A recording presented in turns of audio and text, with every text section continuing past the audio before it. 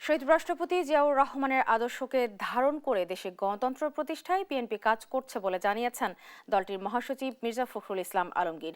সোমবার সকালে ৯০তম জন্মবার্ষিকী উপলক্ষে তার সমাধিতে শ্রদ্ধা জানিয়ে এ কথা বলেন তিনি।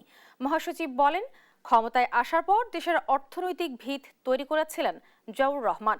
জাতীয় নির্বাচন নিয়ে মির্জা ফখরুল বলেন, নির্বাচন কমিশন যোগ্যতার সঙ্গে নির্বাচন পরিচালনা করতে সক্ষম হবে বলে আশা করে বিএনপি। নির্বাচন সুষ্ঠু হবে বলেও আশা করছেন তিনি।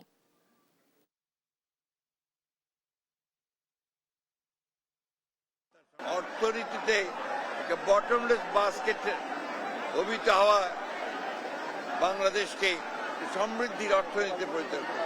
আমরা বাংলাদেশের মানুষ প্রতি বছর স্মরণ করি তার অনুষ্ঠিত যে পথ, সেই পথে আমরা সামনের দিকে এগিয়ে যাই। বাংলাদেশ জাতীয়তাবাদী দল এবং সমস্ত অঙ্গ সংগঠন বাংলাদেশে শহীদ জিয়ার যে আদর্শ, সেই আদর্শকে এখানে বাস্তবায়িত করবে, এই শপথ আমরা আজকে এখানে নিয়েছি।